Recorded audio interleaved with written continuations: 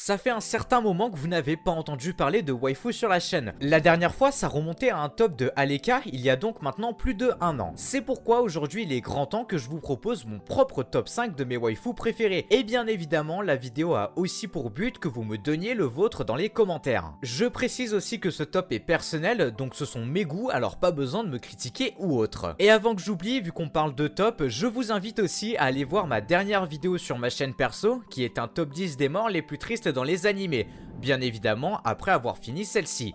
Ohayou minasan, c'est On du bataillon de l'animation et j'espère que vous allez bien. Vous l'aurez compris, aujourd'hui vous aurez droit à une vidéo vraiment agréable à regarder puisqu'elle va vous rappeler à quel point certains personnages peuvent être extrêmement importants à nos yeux au point de le vouloir rien que pour nous. Je ne compte pas vous faire attendre plus que ça, mais j'aimerais tout de même vous rappeler qu'est-ce qu'une waifu. C'est tout simplement un personnage qui pour vous est tellement parfait que l'idée de te marier avec n'est clairement pas exclue. Enfin bon, maintenant on va pouvoir commencer le top avec la 5e place.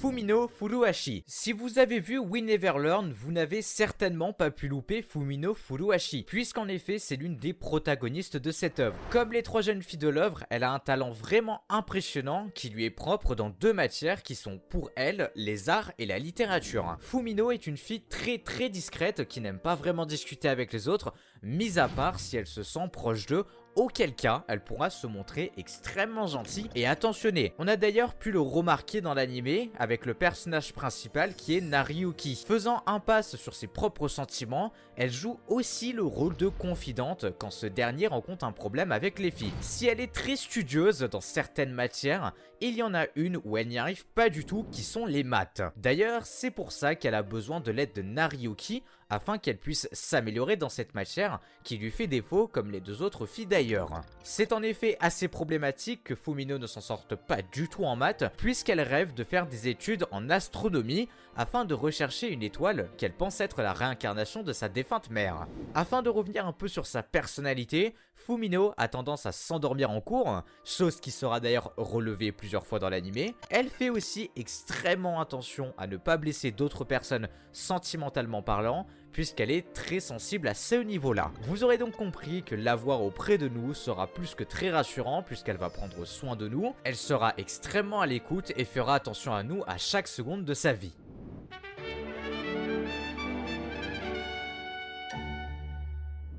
À la 4e place, on retrouve Estia de Danmachi. Avec une saison 3 en cours, Danmachi est devenu un animé assez célèbre auprès de tous. Tous comme Estia, l'une des protagonistes, mais aussi la déesse créatrice de la familia où se trouve Belle. Avec un caractère bien propre à elle, Estia est descendue dans le monde inférieur, là où vivent les humains, afin de créer une familia. Là où elle rencontrera d'ailleurs Belle Cranel, et là où elle deviendra éperdument amoureuse de lui. Ce qui m'a fait la mettre dans ce top, c'est le fait qu'elle est toujours attentionnée auprès de celui qu'elle aime, jusqu'à en braver les interdits pour lui. Notamment lorsqu'elle alla dans le donjon et utilisa ses pouvoirs divins, alors que ceci est totalement interdit et passible de bannissement pour un dieu. Elle est aussi très possessive avec Belle et s'énerve assez rapidement lorsqu'une fille s'en approche de trop et ne cache clairement pas ses sentiments envers lui puisqu'elle lui a déjà clairement dit ce qu'elle ressentait à son égard. Vous l'aurez compris, Estia est ultra attentionnée ainsi que douce et gentille, même si on va pas se mentir que parfois on croirait voir un garçon manquer à travers son comportement et paroles. Néanmoins, cela lui donne un charme et la rend très mignonne puisque je ne l'avais pas dit, elle mesure 1m40, donc sa petite taille nous fait penser à une petite chose toute mignonne. Mais ne vous détrompez pas, elle est quand même bien évidemment majeure.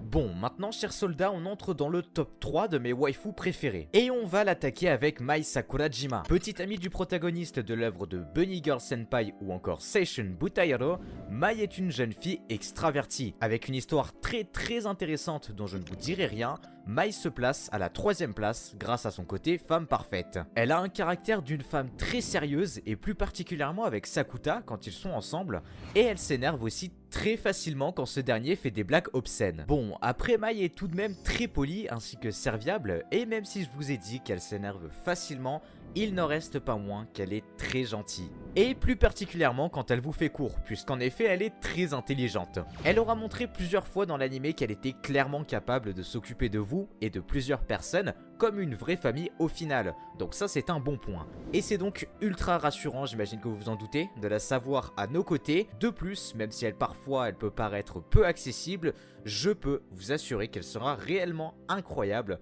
si vous vous donnez la peine bien sûr de vous accrocher. Mai fait partie des rares personnes de ce top avec laquelle je ne peux pas vous dire grand chose parce que pour moi c'est la personne avec la meilleure histoire, donc j'aimerais réellement que vous puissiez la découvrir de vous-même. Alors vous l'aurez compris, Mai est bel et bien à la 3e place pour moi, mais je vous laisse réellement découvrir son histoire tout seul de votre côté.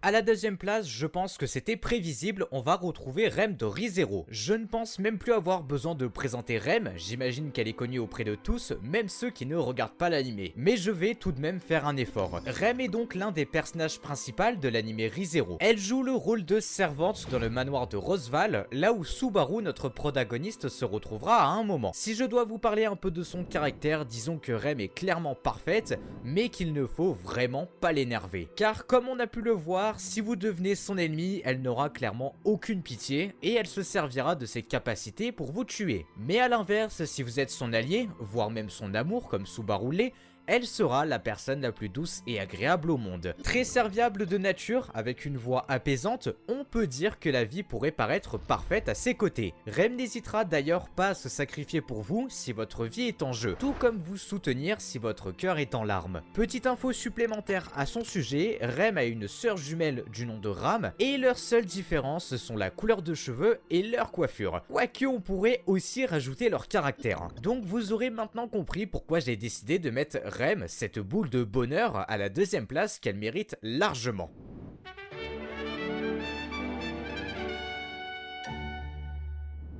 Le top touche bientôt à sa fin puisqu'on va se retrouver maintenant avec la première place qui appartient à Rui Tachibana. Encore une fois, Rui est l'une des protagonistes, mais cette fois-ci de l'œuvre de Domestic Nakanojo. Mais elle est également la sœur de Ina Tachibana qui est accessoirement la fille désirée par notre protagoniste masculin qui est Natsuo. Pour vous mettre un peu dans le contexte sans trop vous spoil, Rui et Ina forment un triangle amoureux aux côtés de Natsuo, ce qui va permettre de nous proposer une histoire vraiment très bonne. Et ce qui va aussi permettre de diviser les gens sur qui est avec qui. Mais je pense que vous aurez d'ailleurs compris pour qui mon choix s'est porté. Enfin bon, parlons un peu de son caractère. Rui est perceptible aux premiers abords comme quelqu'un de sec qui n'aime pas vraiment discuter ou se sociabiliser, mais une fois ce cap passé, on va découvrir une toute autre personnalité. En effet, Rui est quelqu'un de très gentil et mignonne qui devient embarrassé pour un rien, avec une envie d'être serviable et de vouloir faire au mieux dans chacune de ses actions pour montrer qu'elle tient à vous. Elle n'hésitera pas à vous soutenir malgré le fait que vous ayez des défauts plus que reprochables. D'apparence classique, on pourrait donc croire à une fille peu accessible, là pour vivre sa vie, mais comme je vous l'ai expliqué, si on s'accroche un peu, on découvrira quelqu'un de vraiment incroyable. Je ne peux pas vous dire grand chose de plus sur son comportement ou même sur ses actions puisqu'on va découvrir plus ça dans le manga. Donc ce serait vous spoil et ce serait clairement dommage. Vous pouvez tout de même me croire quand je vous dis que Rui est quelqu'un d'adorable, attentionné et mignonne. Mais bon, vous aurez tout de même l'occasion de vous en rendre compte un petit peu dans l'anime. Et voilà chers soldats, la vidéo est terminée, j'espère qu'elle vous aura plu. N'hésitez donc pas à me donner votre top ainsi que votre avis dans les commentaires, je compte sur vous aussi pour le petit like qui fait plaisir. Et je vous remercie d'avoir regardé jusqu'ici bien sûr, ça fait extrêmement plaisir. Je vous dis donc à la prochaine pour une nouvelle vidéo, c'était On et Jana.